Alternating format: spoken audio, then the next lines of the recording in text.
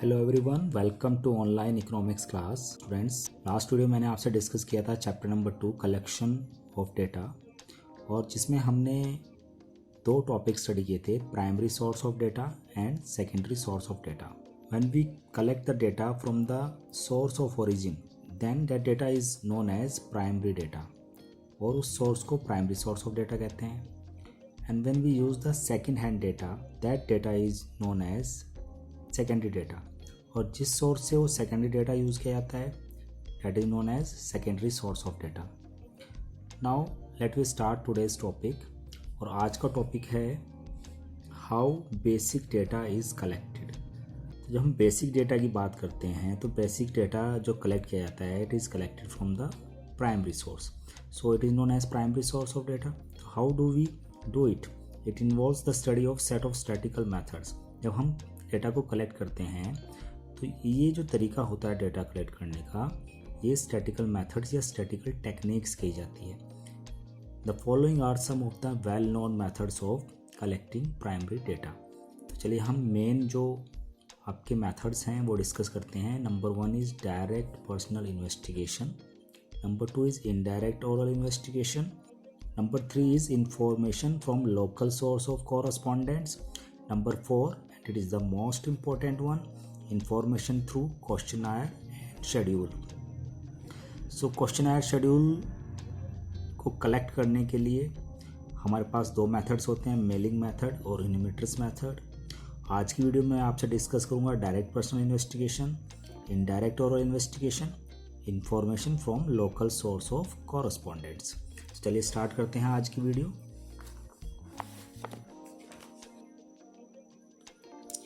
So now our topic is methods of collection of primary data.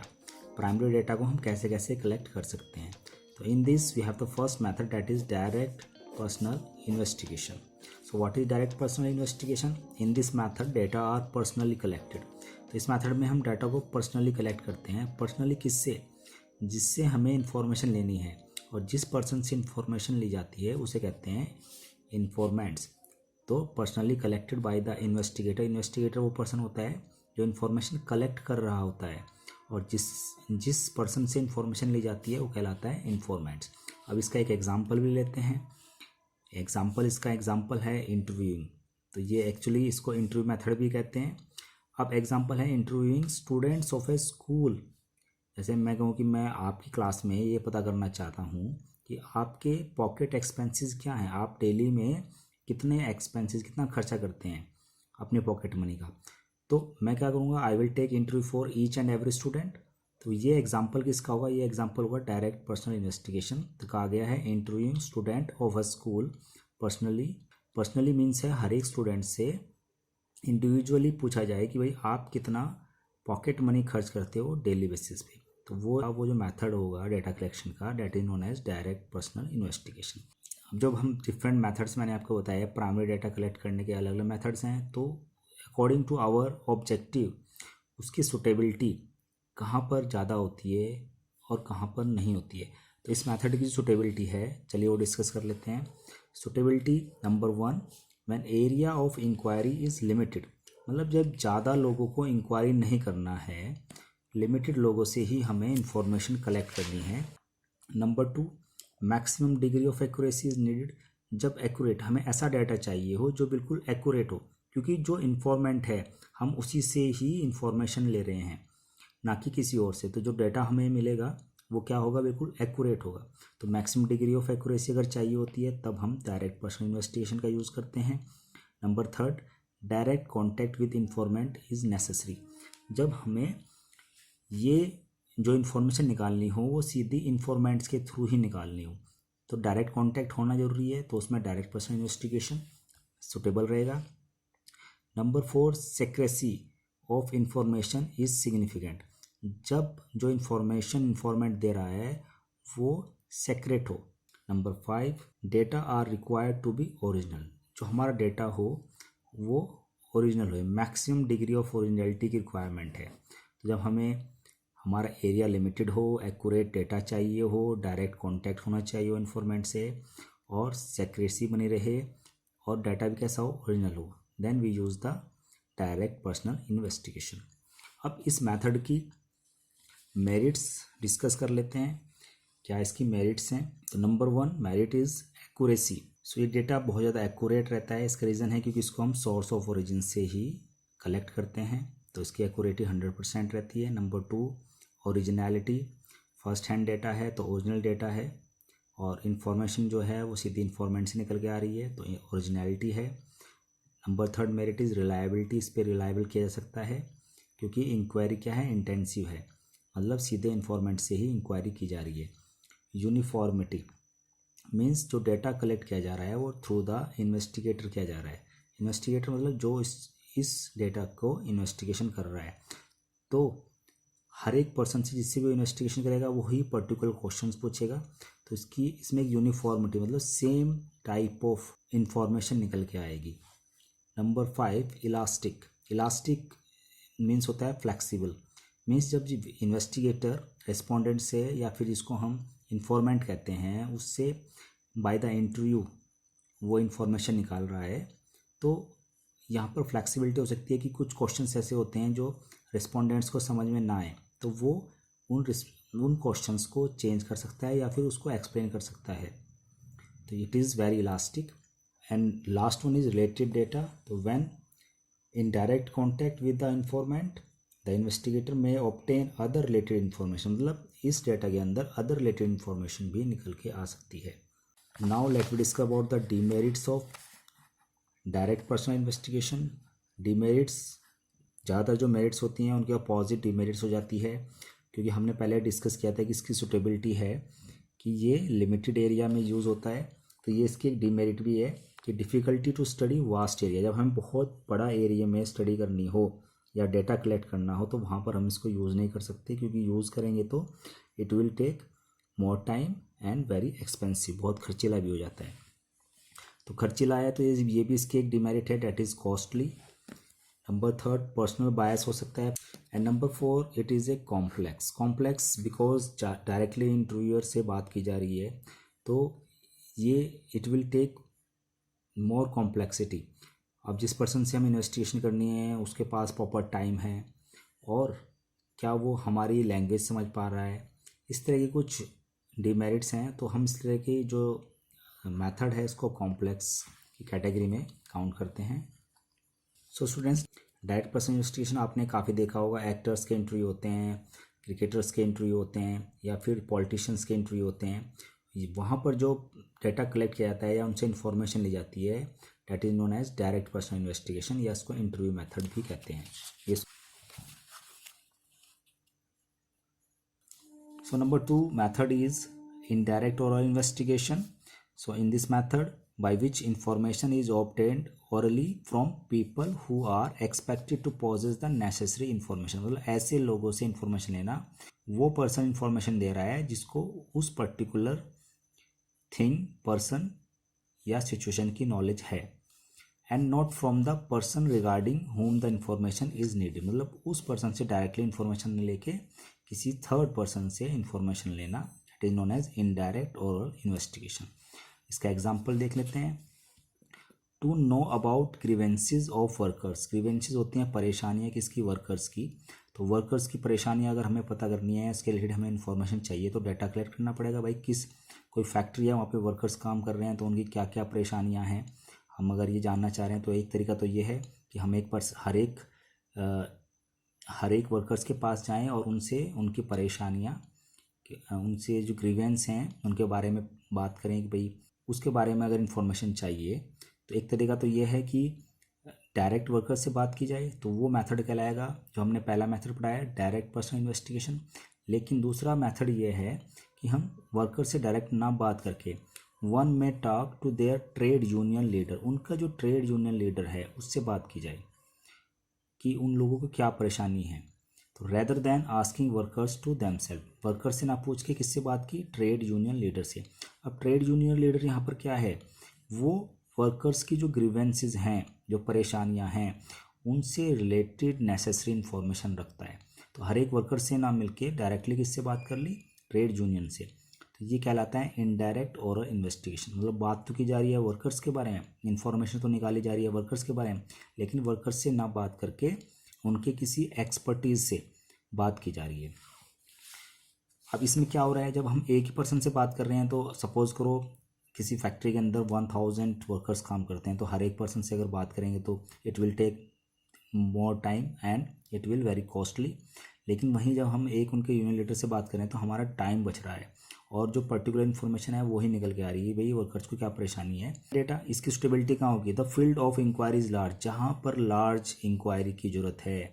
अब workers तो वहाँ पे 1000 थे, लेकिन 1000 वर्कर्स से बात करते तो हो जाता डायरेक्ट पर्सन इन्वेस्टिगेशन, और उससे बचने के लिए यूनियन लीडर से बात कर ली। तो हम इस मेथड को वहाँ पर भी यूज़ कर सकते हैं जहाँ पर इंक्वायरी का जो एरिया है वो लार्ज है। Number 2, direct contact with concern informants can not be establish, जहाँ पर यह ज़रूरत ना हो कि जो इन्फॉर्मेंट्स है उससे ही डायरेक्टली बात की जाए। Number 3, concern informants are incapable of providing information due to illiteracy. कभी कभी क्या होता है कि ये वहाँ पे भी यूज़ कर जाता है कि जो कंसर्न इन्फॉर्मेंट्स है जिनसे हमें इन्फॉर्मेशन लेनी है उसे नॉलेज ना हो और वो इलिटरेट हो सकता है, तो वो क्या करता है किसी एक्सपर्ट्स के थ्रू अपने इन्फॉर्मेशन को शेयर करता है। नंबर 4 है inquiry is complex in nature. जब मैं कहता हूँ कॉम्प्लेक्स इन नेचर मीन्स ऐसे लोग ही इस चीज़ की इन्फॉर्मेशन दे सकते हैं जो कि एक्सपर्ट्स हो।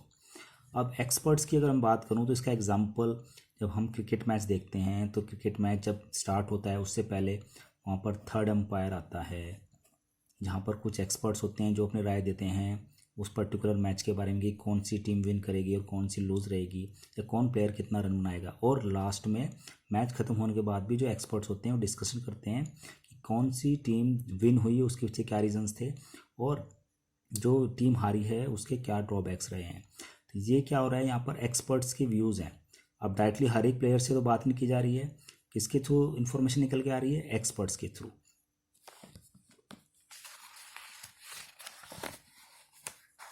नाउ मेरिट्स क्या हो सकती है, कवर वाइड एरिया कवर कर रहा है, जैसे हमने पहले सुटेबिलिटी की बात भी की, the field of inquiry is large है तो इसलिए कवर वाइड एरिया है इसकी।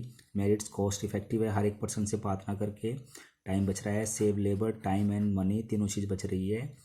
सिंपल एंड कन्वीनियंट है, डायरेक्ट हमने किससे बात करी, एक्सपर्ट से बात करी, कन्वीनियंट है, उससे सारी इन्फॉर्मेशन निकल गई।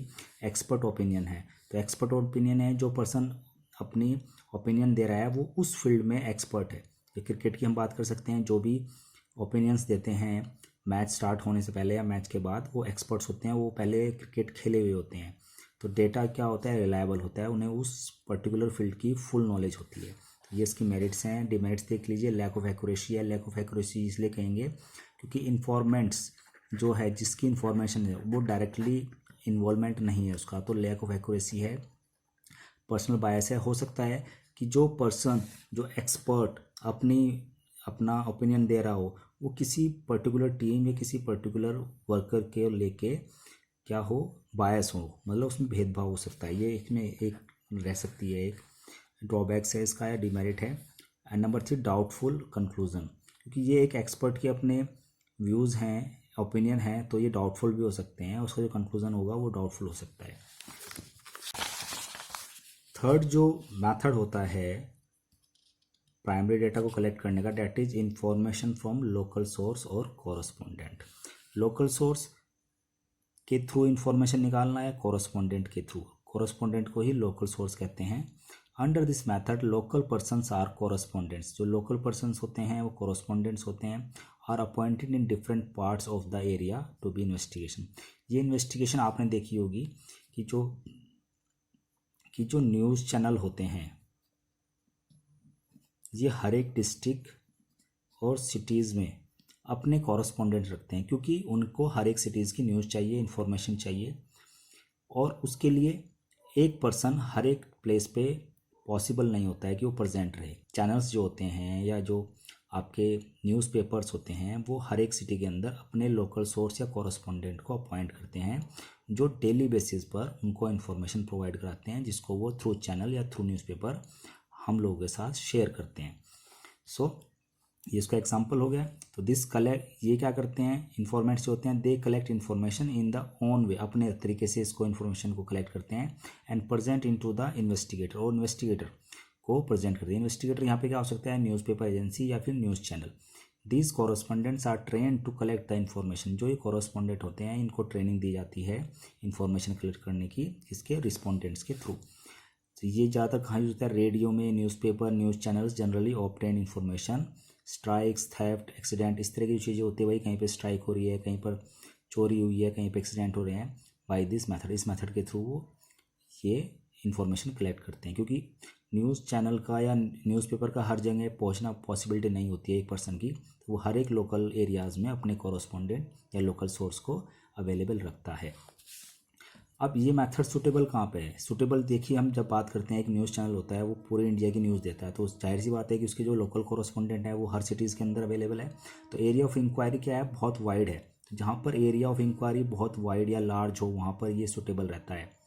Number 2, high degree of accuracy in data is not necessary, जहाँ पर हाई डिग्री ऑफ डेटा की एक्यूरेसी की जरूरत नहीं है, लमसम कभी भी अप्रॉक्सीमेटली चल जाता है। यहाँ पर तो जैसे हम देखते हैं कि न्यूज़ चैनल्स जो हैं वो एग्जिट पोल कराते हैं या कुछ इन्फॉर्मेशन देते हैं रिलेटेड टू इलेक्शंस, तो हर एक चैनल पर जो इलेक्शंस की डेटा होता है वो अलग अलग चलता रहता है, क्योंकि वहाँ पर उनकी जो कॉरस्पॉन्डेंट्स हैं वो जो इन्फॉर्मेशन दे रहा है, हर एक चैनल का अपना अलग अलग, वो उसी के अकॉर्डिंग इन्फॉर्मेशन को शेयर करते हैं हमारे साथ। Regular and continuous data required, जहाँ पर रेगुलर और कंटिन्यूस डेटा की रिक्वायरमेंट हो, रोज़ ही न्यूज़ चाहिए हैं, जहाँ पर रेगुलर और कंटिन्यूस डेटा की जरूरत होती है वहाँ पर हम ये वाला मेथड यूज़ करते हैं।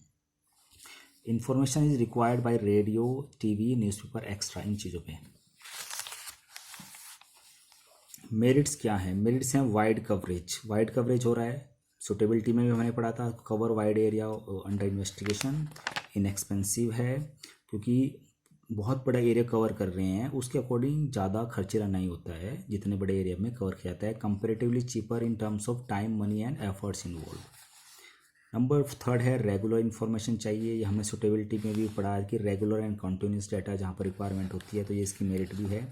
Number 4 suitable for special purpose, जैसे information regarding agriculture, crops from different grain market, इन चीज़ों की इन्फॉर्मेशन चाहिए होती है, तो यहाँ पर ये बहुत इंपॉर्टेंट हो जाता है। जैसे भाई किस मंडी में किस क्रॉप का क्या प्राइस चल रहा है, या फिर वेदर इन्फॉर्मेशन होती है, इस चीज़ों की इन्फॉर्मेशन डेली रूटीन में चाहिए होती है, तो वहाँ पर ये बहुत ही अप्रोप्रिएट मेथड है।